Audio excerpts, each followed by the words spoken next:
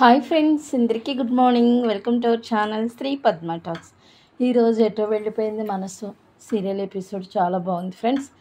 ఇక వీడియోలోకి వెళ్ళిపోదాం. సీతాకాంత్తో పార్ట్నర్ ఒకడు ఉంటాడు. అతను శ్రీలతతో అంటే సీతాకాంత్ వాళ్ళ అమ్మతో ఇలా అంటాడు, ఏమండి రేపు బిడ్డు వేస్తాను, అందులో మన కంపెనీ కూడా ఉంది. ఆ బిడ్డు మన కంపెనీకి రాకుండా వేరే కంపెనీకి వస్తే ఆ కంపెనీ వాళ్ళు మనకి 10% కమిషన్ ఇస్తాము అని అన్నారు.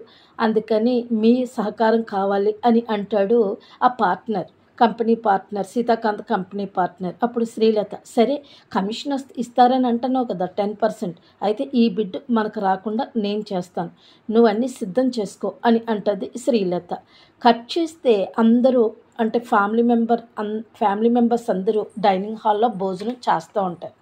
అప్పుడు సీతాకాంత్ వాళ్ళ తాతయ్యతో అంటాడు, తాతయ్య రేపు మనం బిడ్డు వేస్తున్నాం తాతయ్య, నీకు చెప్పటం మర్చిపోయాను అని అంటాడు. సరేరా, అయితే నువ్వు రేపు బిడ్డు నువ్వు తయారు చేయి అని అంటాడు. అదే సరే తాతయ్య సిద్ధంగా ఉండు, నువ్వు నేను వెళ్దాము అంటాడు సీతాకాంత్. అదేంట్రా నీకేం బాగాలేదు, చాలా ప్రమాదం నుంచి బయటపడ్డావు, చాలా గట్టి దెబ్బలు తగిలాయి, అవి తగ్గే వరకు నువ్వు అసలు ఆఫీస్కి వెళ్ళొద్దు అని అంటే, అలాగేం పర్వాలేదు తాతయ్య అంటే, అయ్యో ఏంటి పర్వాలేదు, నువ్వు రెస్ట్ తీసుకో అని అంటాడు సీతాకాంత్ వాళ్ళ తాతయ్య సీతాకాంత్ని. అప్పుడు సీతాకాంత్ వాళ్ళ తాతయ్య అంటాడు, రామలక్ష్మి ఉంది కదా, రామలక్ష్మికి ఇచ్చి పంపించు అని చెప్పేసి అంటాడు సీతాకాంత్ వాళ్ళ తాతయ్య. ఈలోపు శ్రీవల్లి ఏమంటది, అదేంటి మా ఆయన ఉన్నారు కదా, మా ఆయన అసిస్టెంట్ జనరల్ మేనేజర్ కదా, బావగారి తర్వాత మా ఆయనే కదా పెద్ద కంపెనీకి, అందుకని మా ఆయన వెళ్తారు తాతయ్య గారు అని అంటది శ్రీవల్లి. చాలే సందీప్, వాడికేవచ్చు, వాడేదో ఖాళీగా ఉంటున్నాడు, పని నేర్చుకుంటాడు అని కంపెనీలో ఉద్యోగం ఇచ్చాడు సీతాకాంత్, అంతే, వాడికేం తెలుసు అని అంటాడు సీతాకాంత్ వాళ్ళ తాతయ్య. అదేంటి తాతయ్య అలాగనేశారు, రామలక్ష్మి వెళ్తుందిలే అంటాడు మళ్ళీ సీతాకాంత్ వాళ్ళ తాతయ్య. అదేంటి తాతయ్య, ఆడవాళ్ళు చేయవలసిన పని ఆడవాళ్ళు చేయాలి, మగవాళ్ళు చేయవలసిన పని మగవాళ్ళు చేయాలి, అందుకని రేపు మా ఆయన వెళ్ళి బిడ్డు వేస్తారు అని శ్రీవల్లి అంటది. అని అంటే ఈలోపు అలా చూస్తూ ఉంటాడు సీతాకాంత్. అప్పుడు సీతాకాంత్ వాళ్ళ చెల్లి సిరి అంటది, ఎందుకు శ్రీవల్లి వదిన అలా మాట్లాడుతున్నావు, ఇది బిడ్డు కదా, గమ్ముని ఏదైనా పొరపాటు జరిగిందనుకో మళ్ళీ సందీప్ అన్నయ్య అయితే సరిదిద్దలేడు కదా, అందుకని ఆ ఉద్దేశంతో అన్నాడు తాతయ్య అని సిరి అంటది. అప్పుడు రామలక్ష్మి అంటది, అవును సందీప్కి తెలీదు, మళ్ళీ ఇది పెద్ద బిడ్డ, ఏదైనా అవుతే లాభం కాదు కదా, నష్టాల్లోకి వెళ్ళిపోతాం అని చెప్పేసి అంటది శ్రీవల్లి. నువ్వు వెళ్ళొద్దు, నా కొడుకు వెళ్తాడు, సందీప్ వెళ్తాడు, ఎందుకు వాడిని ఎందుకు అంత తక్కువగా చూస్తున్నావు, వాడు నేర్చుకుంటాడు, ఎందుకు నువ్వు అలా తక్కువగా చూస్తున్నావు అని గట్టిగా మాట్లాడుతుంది సీతాకాంత్ వాళ్ళమ్మ. అప్పుడు సీతాకాంత్ వాళ్ళ తాతయ్య అంటాడు, ఏంటి శ్రీలత, నీకు కూడా తెలుసు కదా సందీప్కి ఏమీ తెలీదు ఏమీ రాదని, మరి ఎందుకు నువ్వు వాడిని సపోర్ట్ చేస్తున్నావు, ఇది కంపెనీ కదా, ఇది ఫైనాన్స్ వ్యవహారం కదా అంటాడు సీతాకాంత్ వాళ్ళ తాతయ్య. అదేంటి మావయ్య గారు అలా మాట్లాడతారు, ఒకసారి అవకాశం ఇస్తేనే కదా వాడు నేర్చుకునేది, ఇంకెప్పుడు నేర్చుకుంటాడు, ఇలాంటి 2-3 చేస్తేనే వాడు అందులో ఇంప్రూవ్ అవుతాడు కదా, ఇవ్వకుండానే వాడికి ఏమీ రాదు తెలీదు అని అంటారేంటి అని చెప్పేసి వాదిస్తూ ఉంటుంది శ్రీలత వాళ్ళ మావయ్య గారికి. అప్పుడు అమ్మా అంటాడు సీతాకాంత్, ఏంట్రా అంటాను, వాడు నేర్చుకోవాలి కదా వర్క్ అని అంటుంది. అప్పుడు రామలక్ష్మి కలయి చేసుకుని, ఏంటండి ఇప్పుడు కాదు తర్వాత నేర్చుకుంటాడు, ఇది పెద్ద బిడ్డు, బిడ్డు మనకు రాలేదనుకో మన కంపెనీ చాలా నష్టాల్లోకి వెళ్ళిపోతుంది, సందీప్ గురించి తెలుసు కదా, ఎందుకు సందీప్ ఇప్పుడు వెళ్ళొద్దు, నేనే వెళ్తాను అని అంటది రామలక్ష్మి. ఏంటి నువ్వు వెళ్ళొద్దు, నువ్వు అస్సలు వెళ్ళొద్దు, సందీపే వెళ్తాడు, ఇప్పుడు ఏంటి అని రివర్స్ అయిపోతుంది శ్రీలత.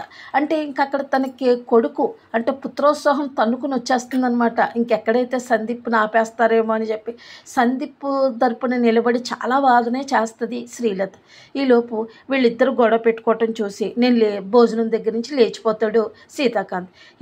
ఏంటి నాన్న ఏంటంట. అప్పుడు సిరి అంటది, అన్నయ్య ఏంటి భోజనం చేయకుండా అలా లేచిపోయావు అంటే, ఏం చేయనమ్మా వీళ్ళిద్దరు దెబ్బలాడుకుంటుంటే నా ఆకలి చచ్చిపోయిందని లేదు.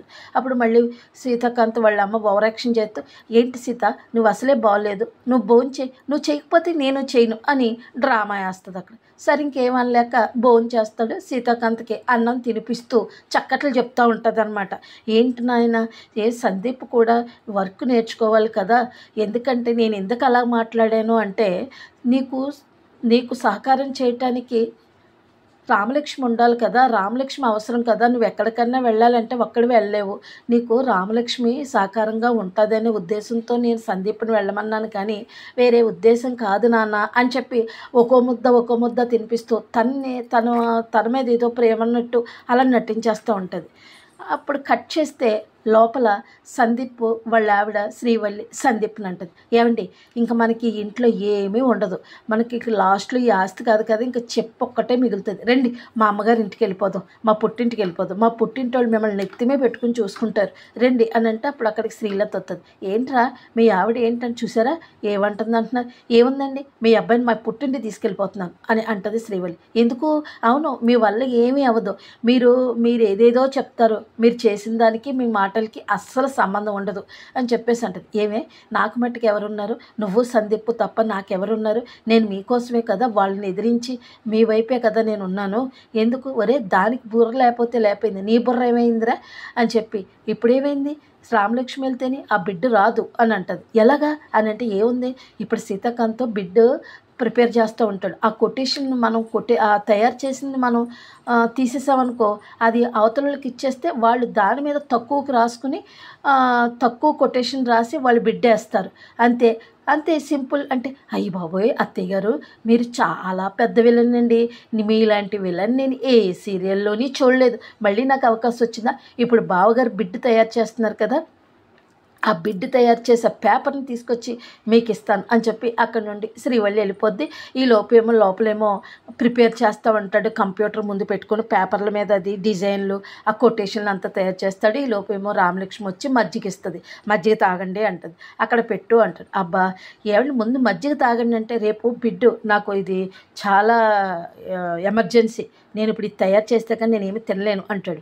సరే మహాప్రభు మీకు వర్క్లో పడితే ఏ ఉందో ఎక్కడ ఏం జరుగుతుందో కూడా పట్టించుకోరు, అవును ఇంత ఒక్కపోతలో ఏంటి ఫ్యాన్ వేసుకోకుండాను అని చెప్పి ఫ్యాన్ వేస్తుంది, ఫ్యాన్ వేస్తే మొత్తం పేపర్లన్నీ ఎగిరిపోతాయి. ఆ పేపర్లు పట్టుకోవడానికి ఇద్దరు ట్రై చేస్తా ఒకరికొకరు పట్టేసుకుంటారు. ఈ లోపేమో ఫ్యాన్ కడుతుంది, ఫ్యాన్ కట్టేసరికి ఇలా ఎగిరి ఫ్యాన్ కట్టేసరికి తను సీతాకాంత్కి అనుకోకుండా ముద్దు పెట్టేస్తుంది. అంటే ఇలాగ ఫ్యాన్ స్విచ్ కట్టే సందర్భంలో గమ్ముని తను సీతాకాంత్కి ముద్దు పెట్టేస్తుంది. అప్పుడు అలా ఉండిపోతారు కాసేపు.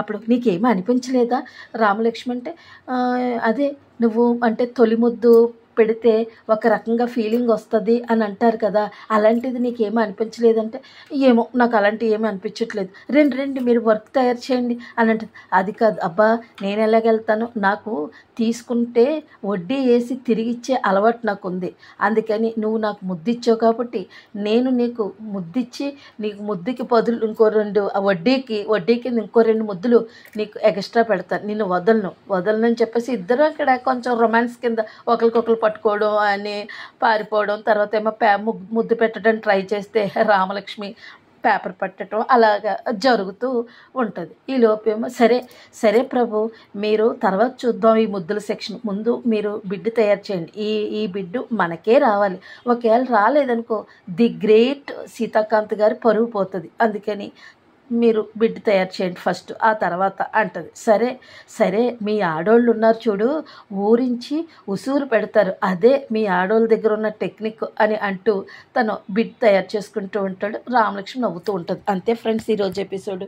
ప్లీజ్ ఫ్రెండ్స్ లైక్ సబ్స్క్రైబ్ చేయండి. Bye friends.